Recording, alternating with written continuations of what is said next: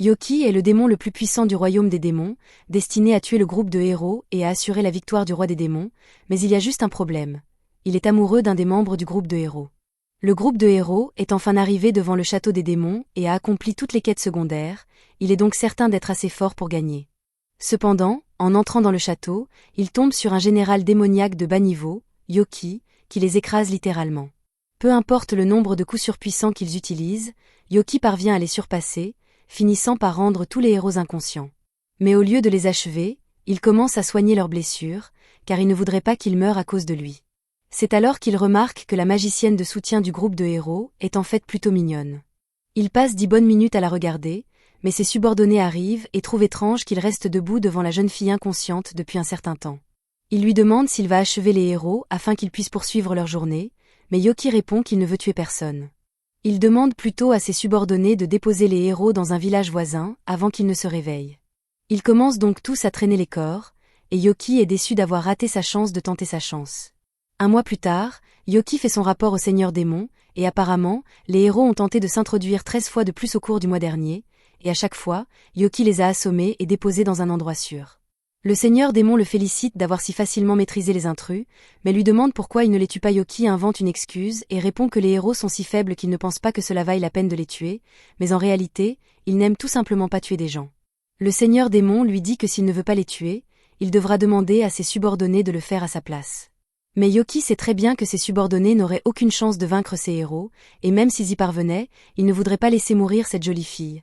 Alors il dit au Seigneur Démon qu'il s'occupera personnellement des héros la prochaine fois. Le Seigneur Démon est ravi de l'entendre dire cela, alors il congédie Yoki. Mais alors qu'il retourne dans sa chambre, il commence à se demander ce qu'il doit faire. S'il essaie d'épargner les héros la prochaine fois, cela causera beaucoup de problèmes, mais s'il les laisse combattre les autres démons, le château sera anéanti. Ces héros peuvent sembler faibles par rapport à lui, mais c'est seulement parce que Yoki est incroyablement puissant, donc s'il parvenait à le dépasser, il vaincrait sans aucun doute le Seigneur Démon sans problème. Il ne se soucie pas particulièrement de la défaite du Seigneur Démon, mais il ne veut pas que la prêtresse soit blessée, alors il élabore un plan. La fois suivante, lorsque les héros tentent d'envahir le château démoniaque, Yoki les domine une fois de plus complètement, mais cette fois-ci, au lieu de les assommer tous, il les laisse se relever et leur offre un choix. Il leur dit qu'ils devraient désormais avoir compris qu'ils n'ont aucune chance de le vaincre, mais qu'il est prêt à faire une exception aujourd'hui. Il leur dit qu'il les laissera passer, mais seulement à condition qu'ils laissent la prêtresse ici avec lui. Hyuga refuse immédiatement, car il ne laisserait jamais un camarade derrière lui, mais le mage s'approche de lui et lui dit qu'il devrait probablement accepter le marché, car c'est peut-être leur seule chance de vaincre le Seigneur Démon. De plus, Yoki a eu de nombreuses occasions de les tuer au cours du dernier mois, mais à chaque fois, il les a simplement laissés partir sains et saufs, donc Cecilia s'en sortira probablement. Hyuga continue de penser qu'il n'est pas juste de laisser sa camarade entre les mains de l'ennemi, mais Cecilia lui dit de partir sans elle, car elle se débrouillera très bien toute seule. Comme Cecilia insiste, les autres acceptent tous l'accord de Yoki et partent, laissant Cecilia et Yoki seuls dans la pièce. Maintenant que les autres sont partis, Cecilia fait face à Yoki et lui demande ce qu'il compte lui faire, mais à sa grande surprise, il lui dit qu'il est tombé amoureux d'elle au premier regard et lui demande d'être sa petite amie. De toutes les choses auxquelles Cecilia s'attendait, elle ne s'attendait pas à recevoir une déclaration d'amour de la part d'un général démoniaque, et elle ne sait pas comment réagir, alors elle le repousse poliment. Yoki a le cœur brisé et se recroqueville en boule sur le sol pour attendre la mort, car plus rien n'a d'importance à ses yeux. Cecilia se sent un peu mal, alors elle demande à Yoki s'il va bien, mais elle se rend compte que tout cela pourrait être une ruse pour la faire baisser sa garde. Elle lève donc son sceptre et le pointe vers Yoki, mais étonnamment, celui-ci ne réagit pas du tout et reste assis là. Elle lui demande pourquoi il ne riposte pas, et Yoki lui répond que cela ne sert à rien. La seule chose qui comptait pour lui était de lui avouer ses sentiments, et comme elle l'a rejeté, il est prêt à mourir en sachant qu'il a fait de son mieux. Cecilia pense toujours qu'il essaie de la tromper, mais Yoki lui dit qu'il en a vraiment assez de vivre ainsi. En tant que général démon, il est obligé de garder cette pièce en permanence, et le seul moment où il est autorisé à sortir est pour attaquer des villages humains, ce qu'il ne veut pas faire. Il est peut-être un démon maintenant, mais c'est seulement parce qu'il s'est réincarné dans ce monde, donc au fond de lui, il est toujours un humain. Si tel est le cas, Cecilia lui demande alors pourquoi il a choisi de servir le Seigneur Démon, car elle est certaine qu'avec son pouvoir, il pourrait le renverser s'il le voulait. Yoki répond qu'il y a pensé, mais qu'il s'est ensuite rendu compte que s'il tuait le Seigneur Démon, il deviendrait automatiquement le nouveau Seigneur Démon, ce qui serait bien pire pour lui.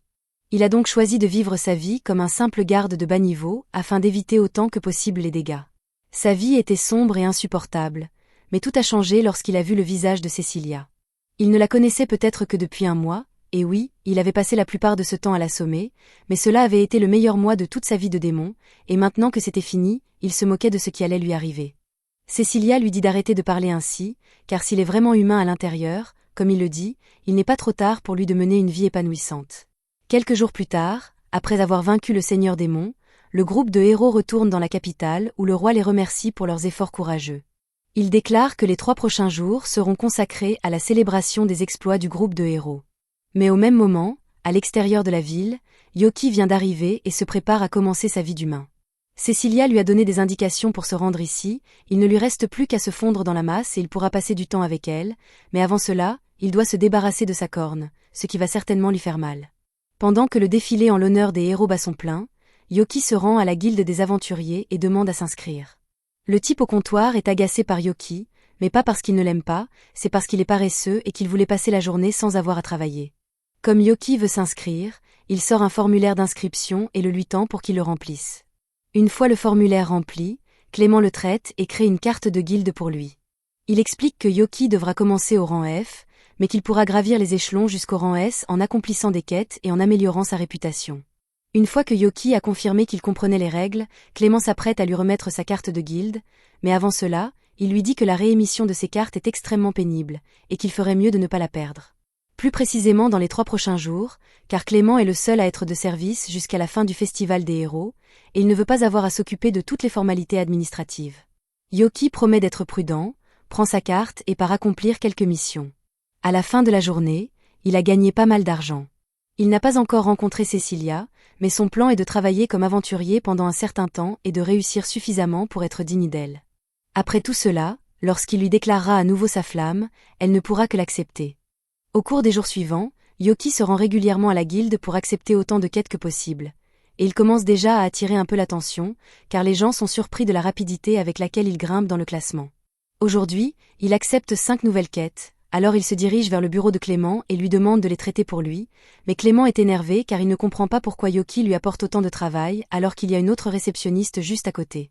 Yoki répond à Clément qu'il s'est tout simplement pris d'affection pour lui, d'autant plus qu'il traite étonnamment rapidement tous les formulaires de quête qu'il lui apporte. Cela dit, Clément commence à se demander qui est vraiment Yoki, car il est impossible qu'un novice ordinaire puisse passer du rang F au rang D en une seule semaine. Yoki est un peu inquiet, car il ne s'était pas rendu compte que travailler si dur pourrait lui causer des ennuis, mais Clément n'a pas l'intention d'enquêter sur lui. Cela représenterait trop de travail, et ce n'est pas comme si monter rapidement en grade était un crime, donc Yoki n'a aucune raison d'avoir des ennuis à cause de cela. Yoki est soulagé d'entendre cela, mais avant que Clément n'ait fini de traiter les quêtes, Cécilia s'approche et demande à Yoki d'annuler ses quêtes pour la journée. Il est ravi de la revoir, mais elle semble avoir quelque chose de sérieux à discuter, alors elle demande à Yoki de venir chez elle pour qu'ils puissent parler tous les deux. Yoki accepte immédiatement, et une fois arrivé, Cécilia le fait entrer et lui prépare une tasse de thé. Elle s'excuse de ne pas avoir pu le voir plus tôt, mais Yoki lui dit qu'elle n'a pas à s'excuser, car lui non plus n'a pas fait beaucoup d'efforts pour la voir. À ce propos, il lui demande comment elle savait qu'il serait à la guilde aujourd'hui, et elle lui explique que tout le monde parle de lui ces derniers temps. Il est presque inconcevable qu'un novice grimpe les échelons aussi rapidement que lui, il est donc naturel que les gens en parlent, et lorsque Cécilia a entendu les rumeurs, elle a su que cela ne pouvait être que Yoki, ce qui l'amène au sujet dont elle voulait discuter avec lui. Elle dit à Yoki qu'elle aimerait qu'il arrête d'être aventurier, ce qui le choque car cela n'a aucun sens, mais il est sûr qu'il doit y avoir une raison, alors il demande à Cécilia de lui expliquer pourquoi. Cécilia lui dit que le Seigneur Démon a peut-être été vaincu, mais que cela ne signifie pas pour autant que toutes les menaces ont disparu, et elle craint que les différentes nations qui ont travaillé ensemble ne commencent à se battre pour affirmer leur supériorité les unes sur les autres. Il y a déjà des signes de cela, car d'innombrables nations ont essayé d'envoyer leur princesse au héros afin d'établir un mariage politique et pouvoir l'utiliser comme un pion lorsque la guerre éclatera. Toutes les nations sont occupées à rechercher des alliés puissants à utiliser, et compte tenu des bons résultats obtenus par Yoki à la guilde, ce n'est qu'une question de temps avant que les nations ne le remarquent et n'essaient de le recruter pour la guerre.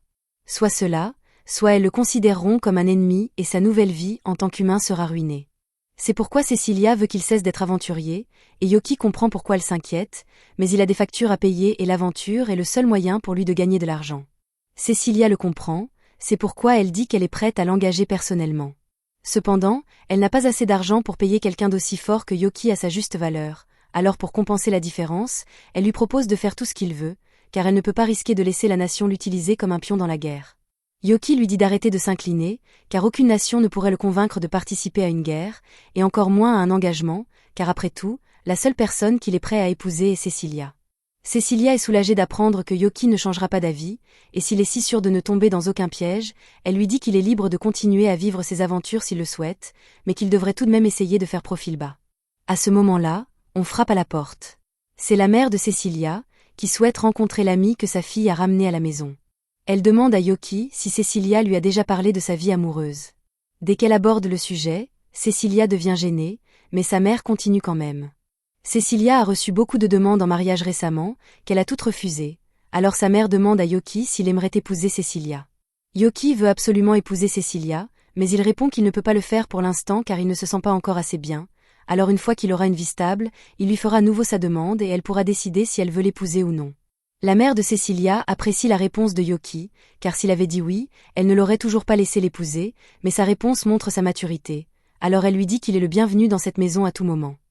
Peu de temps après, nous voyons Yoki au milieu de l'une de ses quêtes de héros, et même si une telle chose prendrait généralement une semaine entière à accomplir, il parvient à la terminer en une seule journée.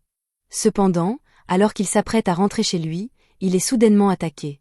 3 assaillants inconnus lancent une attaque coordonnée contre lui, et Yoki tente de se défendre, mais il réalise alors que ces personnes lui semblent vraiment familières. Ce sont ses subordonnés de l'époque où il travaillait au château démoniaque, et il ne veut pas se battre contre eux, alors il demande une pause et révèle sa véritable identité. Ils sont tous très heureux de voir que Yoki est toujours en vie, mais Duke est également en colère que Yoki les ait pratiquement abandonnés lors de l'attaque du groupe de héros, car il n'était pas là pour s'occuper d'eux comme d'habitude. Ils ont fini par atteindre la salle du trône du Seigneur Démon et l'ont vaincu. C'est presque comme si Yoki avait intentionnellement laissé les héros passer sans combattre, et en plus de tout cela, il ressemble à un humain maintenant pour une raison quelconque. Yoki leur dit à tous de se calmer car il a une très bonne raison pour ce qu'il a fait, alors les 3 attendent d'entendre ce qu'il a à dire car ils savent que cela doit être important, mais quand Yoki leur dit que la seule raison pour laquelle il a fait tout cela est parce qu'il a le béguin pour la prêtresse du groupe de héros, ils n'arrivent pas à le croire. Yoki leur dit qu'à partir de maintenant, il prévoit de vivre comme un humain, donc ils n'ont plus besoin de le considérer comme leur capitaine et sont libres de faire ce qu'ils veulent. Cependant, ils lui disent tous qu'ils ne le veulent pas. Ils préfèrent de loin traîner avec Yoki, et en plus, ils veulent vraiment rencontrer la femme qui a volé son cœur. Yoki leur dit que c'est impossible car si quelqu'un les repère, cela provoquerait une panique générale dans la ville.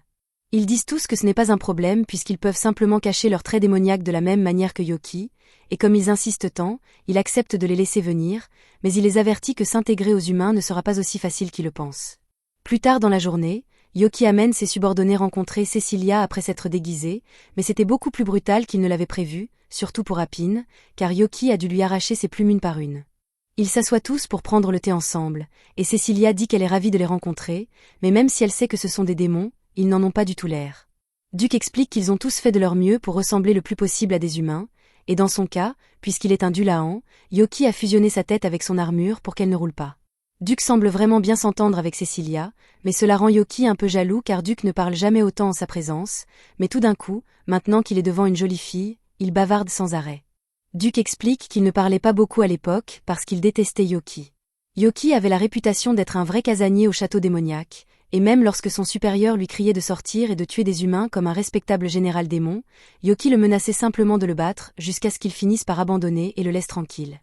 Cependant, Duke ne supportait pas un comportement aussi insensible de la part d'un général démon, alors un jour il a fait irruption dans la chambre de Yoki pour lui donner une leçon. Il avait supposé qu'un loser casanier serait facile à raisonner, mais il s'était trompé, et Yoki l'a battu. Après cela, il est devenu l'un des subordonnés de Yoki, et bien qu'il ait gardé rancune pour la raclée qu'il avait reçue pendant un moment, il a finalement dépassé cela et a accepté Yoki comme son chef.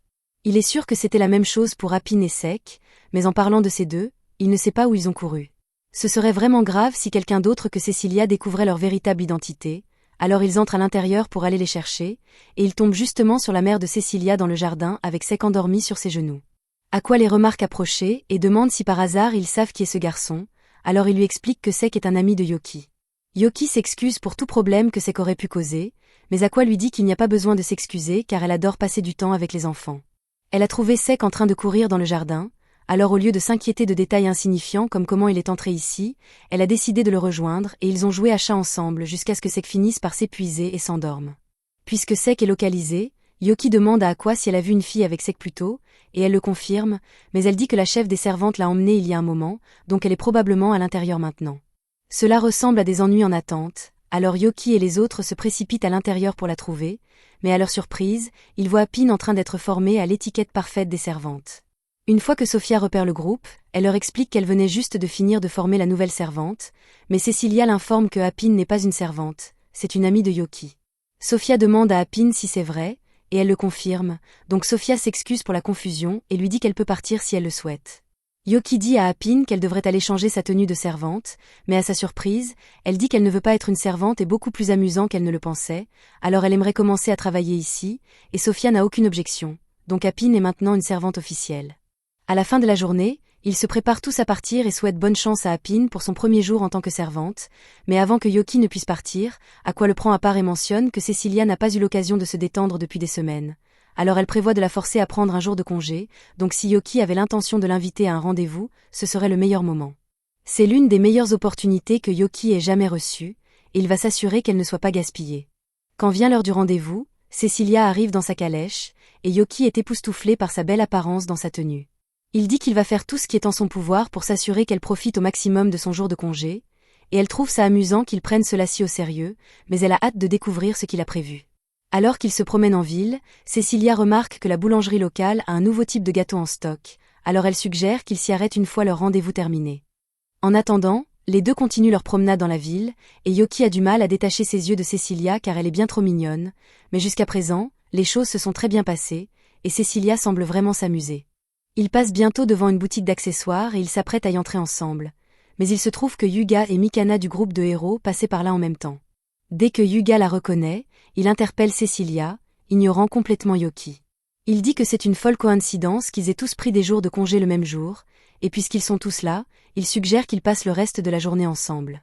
Cecilia essaie de le refuser poliment en expliquant qu'elle passait déjà du temps avec Yoki, et maintenant que Yoki a été mentionné, Yuga a l'impression qu'ils se sont déjà rencontrés quelque part.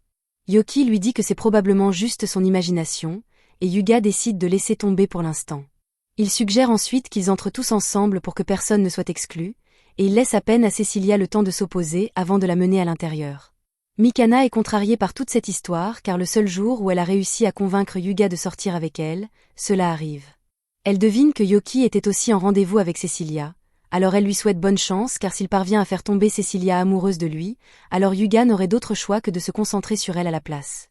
Alors que Yoki entre à l'intérieur, il retrouve Cecilia, et puisqu'ils sont là, il propose de lui acheter un cadeau. Cecilia lui dit qu'il n'a pas besoin de faire cela, mais Yoki dit que c'est sa façon de la remercier pour toute l'aide qu'elle lui a apportée, alors elle finit par accepter.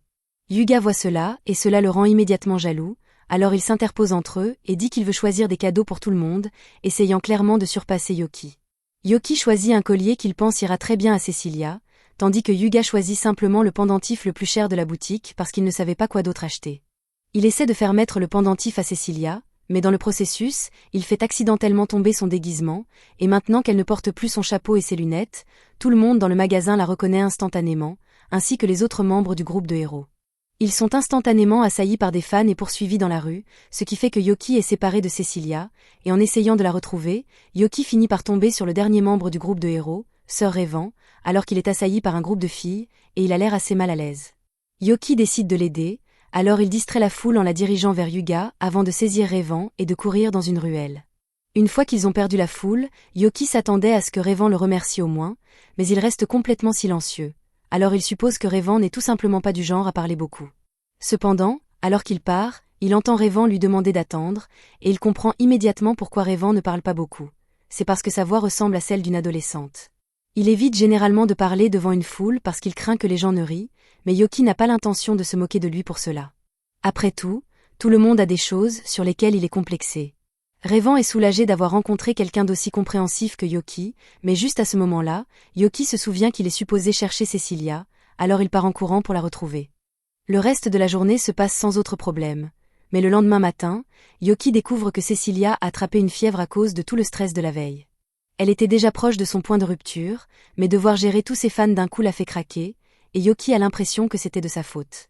Aqua dit à Yoki qu'il n'a pas besoin de se sentir coupable puisque Cecilia n'a qu'un léger rhume, et elle n'est pas en colère contre lui à cause du déroulement des événements, mais elle est en colère contre Yuga, en revanche, donc ils vont avoir une longue discussion sur les limites la prochaine fois qu'elle le verra. Même s'il est celui qui a causé l'état de Cecilia, au moment où il en a entendu parler, il a essayé de venir pour s'occuper d'elle, mais les servantes l'ont renvoyé à la porte avant qu'il ne puisse causer plus de dégâts. Cela dit, Aqua pense que ce serait bien pour Cecilia de voir un ami pendant sa convalescence, alors elle demande à Yoki de lui rendre visite. Sofia conduit Yoki à la chambre de Cecilia, et frappe à la porte pour lui faire savoir qu'il est là. Cecilia panique et demande à Yoki d'attendre dehors pendant qu'elle nettoie, mais Sofia l'assure qu'il n'y a pas besoin de s'inquiéter car elle a déjà rangé tous les jouets de Cecilia avant l'arrivée de Yoki, mais l'entendre le dire à haute voix est tout aussi embarrassant. Quoi qu'il en soit, Yoki peut entrer maintenant, alors il entre et s'assoit à côté de son lit. Il s'excuse pour la tournure des événements et lui dit qu'il se rattrapera d'une manière ou d'une autre, mais Cecilia dit qu'elle ne lui reproche pas ce qui s'est passé. Cependant, s'il se sent vraiment coupable, alors elle lui dit qu'il peut se rattraper en sortant à nouveau, avec elle une fois qu'elle sera rétablie. Yoki est stupéfait un instant car Cecilia vient essentiellement de l'inviter à sortir et c'est la meilleure chose qui lui soit arrivée de la journée, alors il lui dit qu'il s'assurera que leur prochain rendez-vous sera mieux qu'elle ne pourrait l'imaginer. Malheureusement, il était un peu trop enthousiaste dans sa déclaration et crier autour de Cecilia pourrait aggraver son état, donc Sofia entre et le met poliment à la porte. Il est sur le point de rentrer chez lui, mais tout d'un coup il remarque Rêvant marchant nerveusement vers la maison de Cecilia, et il est curieux de savoir ce qu'il fait ici, alors il va le saluer. Rêvant semble avoir beaucoup de choses en tête, alors Yoki demande s'il y a quelque chose qui le tracasse, et Rêvant admet qu'il essaie de rassembler le courage d'avouer ses sentiments à la fille qu'il aime. Tout comme Yoki, elle n'a pas ri de sa voix quand elle l'a entendu, et depuis lors, Rêvant a un béguin pour elle, mais il n'est pas sûr qu'elle l'aime en retour. Yoki ne comprend pas vraiment ce qui inquiète tant Rêvant car il est grand, beau et célèbre. Le seul problème qu'il a est sa voix, et la fille qu'il aime a déjà dit que cela ne la dérangeait pas, donc il a de bonnes chances qu'elle accepte ses sentiments. Rêvant réalise que Yoki a raison, alors il décide de passer à l'aveu, et Yoki est fier de lui, mais il réalise alors que Rêvant se dirige droit vers la maison de Cecilia, donc il a peut-être créé plus de concurrence pour lui-même. Il essaie de se convaincre que Cecilia n'accepterait jamais une confession aussi soudaine de la part de Rêvant, mais d'un autre côté, ils étaient dans le groupe du héros ensemble, donc il y a une chance qu'ils aient pu avoir des moments romantiques pendant leur voyage. Il commence à paniquer à nouveau, mais juste à ce moment-là, il voit Rêvant revenir du manoir, complètement anéanti. Il croyait sincèrement que le pire qu'elle puisse dire était « non », mais il avait tort, et maintenant il veut juste rentrer chez lui et réfléchir à sa vie sous la douche. Voir Rêvant si abattu rend Yoki curieux. Alors il retourne à la maison et demande à Sofia si elle sait ce qui est arrivé à Rêvant quand il est venu avouer ses sentiments à Cecilia. Elle lui dit que Rêvant est effectivement venu ici, mais d'après ce qu'elle a vu, il était là pour parler à Apine. Cette information prend vraiment Yoki au dépourvu parce qu'il n'avait aucune idée que Rêvant avait un crush sur elle. Il décide d'aller parler à Apine, et quand il la trouve enfin, il demande si elle a parlé à un type aux cheveux roux il y a quelque temps. Apine confirme cela, alors Yoki lui dit que Rêvant est en fait un de ses amis, et elle semble surprise de l'entendre. Yoki demande ensuite si c'est vrai que Rêvant lui a avoué ses sentiments, et si c'est le cas, il aimerait savoir ce qu'elle a dit qui l'a rendu si contrarié. Apine marque une pause, mais elle finit par révéler que lorsque Rêvant lui a demandé de sortir avec lui, elle lui a immédiatement dit que c'était absolument impossible. Se faire rejeter comme cela blesserait les sentiments de n'importe qui, alors Yoki comprend pourquoi Rêvant était si déprimé ensuite. Mais si Apine ne l'aime pas, alors il n'y a rien à faire. Cependant, elle dit qu'en fait elle aime bien Rêvant, mais avant que Yoki puisse lui demander ce qu'elle veut dire par là, elle s'enfuit. Plus tard dans la soirée, Yoki convoque une réunion avec le reste de ses subordonnés pour discuter de ce qui se passe dans la relation entre Apine et Rêvant. Les deux autres n'ont aucune idée de qui est censé être Rêvant, alors Yoki précise que Rêvant est l'épéiste du groupe du héros. Mais dès qu'il dit cela, Duc s'enflamme et exige de savoir pourquoi Yoki mettrait Apine en couple avec un humain. Yoki explique que ce n'est pas lui qui les a présentés, et, en fait, il n'a aucune idée de comment ils se sont rencontrés au départ, mais ce n'est pas le problème ici. Il dit à tout le monde que Rêvant a récemment avoué ses sentiments à Apine, et Duc suppose qu'elle n'a pas dû bien le prendre, puisque la plupart des humains avec lesquels elle a traité essayaient soit de la capturer pour ses plumes, soit étaient des « amoureux des animaux ». De toute façon, c'était assez mauvais. Cela dit, elle ne pense pas que Apine déteste tous les humains. Après tout, elle a volontairement choisi de travailler comme femme de chambre parce qu'elle aimait les gens du manoir, donc elle a dû être capable de dire que Rêvant est un bon gars. Le lendemain, Yoki se rend à la guilde comme d'habitude, mais à sa surprise, Clément n'est pas là aujourd'hui. Une des autres réceptionnistes appelle Yoki, puisqu'elle le reconnaît comme le gars qui parle toujours avec le vice-maître de guilde. Yoki ne comprend pas de quoi elle parle au début, mais elle explique que, malgré son apparence paresseuse, Clément est vraiment le vice-maître de guilde ici. C'est une révélation choquante, mais pour l'instant Yoki est plus intéressée de savoir où est allé Clément. C'est censé être un secret, mais puisque Yoki est amie avec Clément, la réceptionniste l'informe qu'il a été hospitalisé après une dispute avec sa femme. Plus tard dans la journée, Yoki va à l'hôpital rendre visite à Clément, et il est surpris de voir à quel point il a été blessé. Il demande ce qui s'est passé, alors Clément explique qu'hier c'était son anniversaire de mariage, alors il voulait choisir un bon cadeau pour sa femme, mais il s'est tellement concentré que la journée entière est passée avec lui à regarder des bijoux. Quand il est finalement rentré chez lui, il avait déjà manqué le dîner, alors sa femme a pensé qu'il avait oublié l'anniversaire, et ils ont eu une énorme dispute ensuite. Yoki pense que la femme de Clément doit être assez forte, puisqu'elle a pu le blesser comme ça, et il dit « C'est normal, étant donné qu'elle est une ancienne aventurière de rang A ». Yoki ne peut pas croire que Clément est marié à quelqu'un de rang A, mais, pour info, Clément est aussi un ancien de rang A. Il va falloir un certain temps pour que Clément guérisse naturellement de toutes ses blessures, alors Yoki propose d'utiliser la magie de guérison pour l'aider, mais Clément rejette immédiatement l'idée. Être blessé comme cela est l'excuse parfaite pour que sa femme le soigne jusqu'à sa guérison. Juste à ce moment, la femme de Clément entre, et il s'avère que c'est Sophia, ce qui est un énorme choc pour Yoki. Il n'aurait jamais pu imaginer qu'elle se marierait avec quelqu'un comme Clément, mais ils semblent heureux ensemble, à part le malentendu violent occasionnel. Un peu plus tard, Yoki s'apprête à partir, alors Sophia le remercie d'avoir tenu compagnie à son mari avant son arrivée. Il dit qu'il n'y a pas besoin de le remercier parce qu'il est normal de rendre visite à un ami blessé, mais, en parlant d'amis, il demande à Sophia si Cécilia va un peu mieux aujourd'hui. Elle lui dit que la fièvre de Cécilia est partie, donc elle se sent beaucoup mieux maintenant, mais elle est actuellement dehors pour faire des courses, donc il ne pourra pas la voir pendant un moment. Yoki demande à Sophia si elle a des idées pour un bon cadeau qu'il pourrait lui offrir, puisqu'il veut faire quelque chose de bien pour elle, mais elle lui dit que tant que cela vient du cœur, Cécilia sera contente de tout ce qu'il lui offrira. Yoki la remercie pour le conseil et quitte l'hôpital, mais alors qu'il marche dans la rue, il commence à fantasmer sur ce que ce serait s'il se mariait avec Cécilia. Quand il revient à la réalité, il réalise qu'il est près du dortoir des chevaliers, alors il décide de prendre des nouvelles de Rayvan puisqu'il est ici. Il ouvre la porte et trouve Rayvan allongé sur son lit, aussi déprimé que le jour où Apine l'a rejeté, et il a de la peine pour lui, alors il veut aider. Il demande à Rayvan s'il peut expliquer comment lui et Apine se sont rencontrés pour la première fois, alors Rayvan lui dit que tout a commencé un après-midi ordinaire. Rayvan était occupé avec sa patrouille quotidienne, quand il a soudainement remarqué une fille harcelée par quelques gars ivres.